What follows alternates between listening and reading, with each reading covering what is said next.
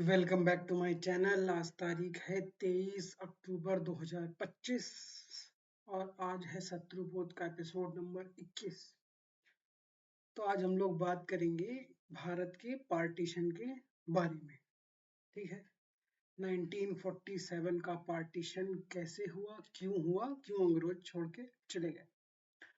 पहले तो ये मनोहर कहानी है कि अंग्रेजों ने जो है भारत को नॉन वायलेंस के कारण छोड़ा, क्योंकि इससे पहले भी अंग्रेजों के पास 4, 5, 10 कॉन्टिनेंट्स में सत्ता थी। बहुत सारे देशों पे उनका कब्जा था, बहुत सारे लोगों पे उनका कब्जा था। कहीं भी उन्होंने ये दिलदारी नहीं दिखाई कि वहां पे नॉन वायलेंस के कारण लोगों को छोड़ दिया हो। ठीक, और ये वैसे ही झूठी कहानी है जैसे अलेक्जेंडर वाली कहानी झूठी पढ़ाई गई है हम लोग को अपनी इतिहास की किताबों में। ठीक है, तो इंडियन स्ट्रगल चल रहा था कि हमको आज़ाद करो, हमको आज़ाद करो, और ये वॉयलेंस शुरू हो गया आपका 1946 फरवरी में। ठीक है, भारत की आर्मी ने और नेवी ने, जिनके पास बैटल शिप्स थे जो उन लोगों ने वर्ल्ड वॉर 2 में इस्तेमाल किए थे अगेंस्ट जर्मनी। ठीक, उसमें बहुत सारे इंडियन सोल्जर्स थे, मेजॉरिटी इंडियन सोल्जर्स थे, हिंदू मुस्लिम्स मिला के। ठीक, उन्होंने रिवोल्ट कर दिया। अब जिस आर्मी के सहारे तुम यहाँ लड़ने आए थे, अब वो क्या करेंगे, वो तुम्हारी ऐसी तैसी कर देंगे। तो अंग्रेजों ने क्या किया, जवाहरलाल नेहरू को कांटेक्ट किया, गांधी को कांटेक्ट किया। इन दोनों ने मिलके जबरदस्ती सरदार पटेल से कहा कि तुम जाओ।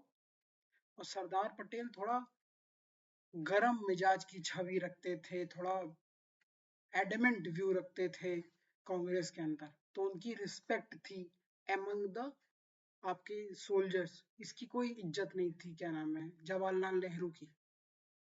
इसकी वहां मतलब आर्मी में और कॉमन पब्लिक में कोई इज्जत नहीं थी। तब ये कोई चुनाव नहीं जीता, जबरदस्ती गांधी ने इसको प्रधानमंत्री बनाया, पटेल को पीछे किया। ये इतिहास में लिखा हुआ है, इसको आप सर्च कर दिए। तो वहां पे इन लोगों ने रिवोल्ट को दबा दिया, और वो सारे, जबकि इनसे वादा किया था पटेल जी ने कि सबको जो है आर्मी रैंक इनकी छीनी नहीं जाएगी, इनके साथ कोई गलत व्यवहार नहीं होगा, इन लोग की कंटिन्यू ड्यूटी चलती रहेगी। और जैसे उन लोगों ने हथियार डाले, उन सब का कोर्ट मार्शल किया गया, उनको सेना से निकाल दिया गया। और देश आजाद होने के बाद भी इन लोगों को सेना में फिर से भर्ती नहीं किया गया। ऐसा कोई रिकॉर्ड नहीं मिलता है कि इन लोगों को, इन लोग की सर्विस कंटिन्यू करने दी गई। फिर अंग्रेजों ने मन बना लिया कि अब हम लोग यहाँ से जा रहे हैं तो इन लोग को लड़वा के जाएंगे। ठीक है, अब देखिए ये पैटर्न कैसे मिलता है बाकी देशों के पैटर्न से। देखिए, इंटरनेट का फायदा उठाना पड़ेगा जो आज की पब्लिक है उसको, सिमिलैरिटीज ढूंढनी पड़ेगी कि और किस देश से ये लोग छोड़ के आए जहां पे इन लोगों ने आपस में लड़ाई लगवा दी, है ना। ये सवाल आपके दिमाग में रहना चाहिए कि और कौन सा देश था जहां पे इन लोगों ने जब छोड़ने लगे तो वहां पे आग लगा दी, आपस में भाई भाई को लड़ा दिया। इससे फर्क नहीं पड़ता है कि वो हिंदू है कि मुस्लिम है। ठीक है, वो भारत में इनके आने से पहले भी वो रह रहे थे, और अमेरिका में हिंदूज एंड मुस्लिम साथ में रहते हैं। मेरे भी कई दोस्त बड़े होने तक, जब तक ज्यादा ये डिवाइड एकदम सामने नहीं दिखने लगा मुझे, कश्मीर और पाकिस्तान और बांग्लादेश और ये सब, तब तक मुझे भी एक दोस्त के नजरिए से ही सारे मुसलमान दिखाई देते थे। आज भी कई दोस्त हैं जो मुसलमान हैं, बट उनसे बातचीत होती है, उनके साथ चाय पी है, तो वो जो डिफरेंस था वो डिफरेंस आज भी है, वो तब भी था, बट वो आराम से साथ रह लेते। अभी देखिए, साउथ सूडान और सूडान में लड़ाई चल रही है। ठीक है, भाई भाई में तो लड़ाई चल रही है ना। यूक्रेन और रशिया में लड़ाई चल रही है, भाई भाई में ही लड़ाई चल रही है। तो अब जो यूक्रेन पहले रशिया का पार्ट था, तो वो लोग यूएसएसआर की जय गाते थे। आज वो अलग हो गया, तो अलग कैसे हो गया? या तो वो पहले भी अलग नहीं था, या तो आज भी अलग नहीं है। तो इस तरीके से इन लोगों ने वापस 1947 में, तो इन लोगों ने क्या किया, 6 महीने का समय ले लिया, ग्रूम किया जिन्ना को अच्छे से, लोगों को हथियार दिए, लड़ाई करवाई, दंगा करवाया, बंगाल में नरसंहार किया, पंजाब में नरसंहार किया, और इसकी जो सही जानकारी इन लोग के मन की थी वो अमेरिकी पत्र का क्या नाम है, न्यूज़पेपर्स में भी छपी है और ब्रिटिश न्यूज़पेपर्स में भी छपी है। आप मजेदार देखिए कि बंगाल में दंगा चल रहा है और एक फ्रेंच फोटोग्राफर जो कि महिला है, वो उनकी तस्वीरें ले रही है, उसको कोई डर नहीं है उस भीड़ से। ऐसा कैसे हो सकता है? कैसे वो फोटोज लेने के लिए इतनी निर्भीक है कि वहां गई, फोटो लेके चली आई, और कैसे सारी अच्छी अच्छी चीजें छपती रही आपके अमेरिका के और ब्रिटेन के अखबारों में। तो इन लोगों ने जानबूझ के वो खाई, जो डिफरेंस था उसको खाई बनाया हिंदूज और मुस्लिम्स के बीच में। इसकी तैयारी बहुत दिनों से कर रहे थे। इन लोगों ने म्यांमार का पार्टीशन कर दिया, म्यांमार को भारत से अलग कर दिया, जबकि पहले वो ब्रिटिश इंडिया का ही पार्ट था ना। फिर आपने क्या नाम है, बंगाल को इस तरह से पार्टीशन किया 1905 में कि वहां पे भी हिंदू मुस्लिम हो गया। ठीक। फिर जो आपका खिलाफत मूवमेंट के गुस्से के तौर पे मुसलमानों ने अंग्रेजी बैरक्स पे हमला किया था। अंग्रेजी बैरक्स पर, ये जो मलाबार या कहाँ का वो दंगा था, आजकल उसका बड़ा वो होता है कि हमने अपने मलाबारी चाकू नहीं फेंके हैं करके, मेरे को सही से नाम नहीं याद आ रहा, बट ये 1935 या 31 का दंगा है, सॉरी 23 का दंगा है, 1923 का दंगा है, उसके बाद ही आरएसएस की स्थापना हुई है। ठीक है। तो उसमें भी ब्रिटिश कैंटोनमेंट्स पे हमला हुआ था। बाद में वो हमला जबरदस्ती जो है वो हिंदू बस्तियों में पहुंच गया और हिंदू मारे गए उसमें। फिर कुछ को कन्वर्ट किया गया, कुछ को वही पुरानी स्क्रिप्ट जो है। तो क्यों हर दंगा, हर लड़ाई जो ब्रिटिशर्स के खिलाफ थी, जो चाकू ब्रिटिशर्स की तरफ बढ़े थे, जो हमला ब्रिटिशर्स की तरफ हुआ था, उसको इन लोगों ने हिंदू की तरफ कर दिया। ये इन लोगों ने 1946 में भी किया, जब इनके ऊपर चाकू, इनके ऊपर बेनेट्स जो होते हैं राइफल्स के उठ गए थे, तो इन्होंने उस चीज को हिंदुओं की तरफ मोड़ दिया। और यही इन लोगों ने मलाबार वाले उसको, एक मिनट,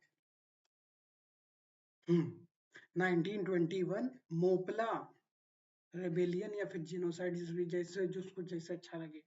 ठीक है। मुद्दा ये बात है कि लड़ाई हो रही थी अंग्रेजों से, और अंग्रेजों ने बड़ी चतुरता के साथ, चतुराई के साथ उसको हिंदू मुस्लिम बना दिया। पहले वहां पे हिंदुओं का दमन हुआ मुसलमानों द्वारा, या फिर उनको पैसा देके अंग्रेजों ने ही करवाया होगा, और फिर अंग्रेज भी ढेर सारे हिंदू ऑफिसर्स को लेके वहां पहुंच गए, और उन्होंने वहां के मुसलमानों के साथ भी वही किया जो उन लोगों ने महीने भर पहले, 2 महीने पहले किया था। तो दोनों साइड्स को जो है कहानी सुनाने के लिए दे दी कि हमने इन लोगों को मारा था, और फिर जो हिंदू थे वो भी वही कहानी सुनाएंगे कि हाँ हम लोगों ने इन लोगों को मारा था। ठीक। तो करके करके दो टुकड़ा हो गया। उसके बाद लड़ाई हुई, जब बहुत ज्यादा हिंसा बढ़ गई तो आराम से नेहरू और जिन्ना ने मिलके बता दिया कि हाँ हम लोग आजाद हो गए, आप इधर चले जाइए लड़ने के लिए, आप उधर चले जाइए लड़ने के लिए, दोनों लोग अलग अलग कर दिए गए। ये चीजें इतिहास में इतनी बार हो चुकी हैं कि इनके पैरेलल्स ढूंढने की कोशिश करिए। ये इससे पहले किस देश में हुआ, ठीक, कैसे जो लोग इनसे लड़ रहे थे वो इनके साथ हो गए। जैसे गुरखा फोर्सेस ने पहले अंग्रेजों से लड़ाई लड़ी, अंग्रेजों पे उन पे जो है जीत हासिल करी, और उनको अपनी पार्टी में शामिल कर लिया। Same goes for Sikh soldiers. Anglo Sikh war जितनी हुई हैं, इसका क्या मतलब है कि जो सिख एम्पायर था उसका दमन किया किसने, अंग्रेजों ने। फिर उनको अपनी फौज में शामिल किया किसने, अंग्रेजों ने। और उसके बाद वर्ल्ड वॉर 1, वर्ल्ड वॉर 2 में कितने कितने देशों में उनको भेज के जो है लड़ाई लड़वाई। और इसमें हिंदू राजा भी शामिल हैं, जो आपके मध्य प्रदेश के सिंधिया परिवार हैं, वो एक टाइम पे मराठा के लिए लड़ते थे। सिंधिया जो है बेसिकली मराठा के रेमिनेंट्स हैं।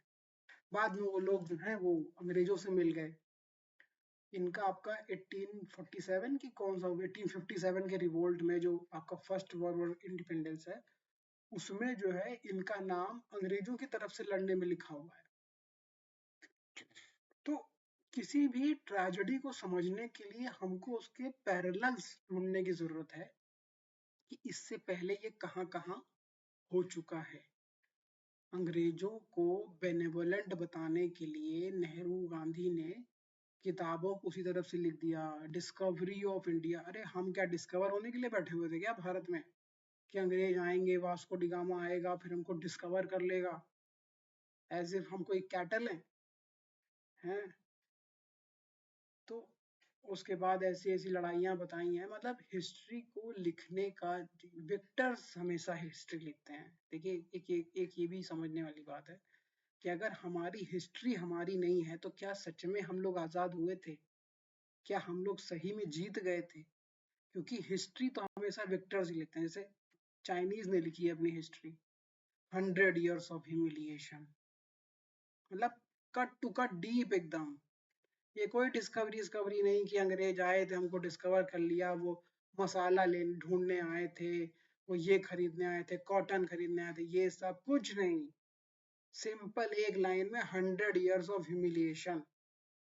पहले अंग्रेज आए, हमारी दुर्दशा करी, फिर फ्रेंच आए, हमारी दुर्दशा करी, जर्मनी आया, हमारी दुर्दशा करी, जापान ने भी उसी समय पे हमारी दुर्दशा करी, और रशिया ने भी उसी समय पर हमारी दुर्दशा करी। तो इस तरीके से इतिहास लिखना चाहिए था अगर हम लोग सही में जीते होते, क्योंकि इतिहास हमेशा जीतने वालों को ग्लोरीफाई करता है, हारने वालों को नहीं। तो अपना इतिहास हम लोगों को फिर से लिखने की जरूरत पड़ने वाली है बहुत जल्दी। Thank you for listening.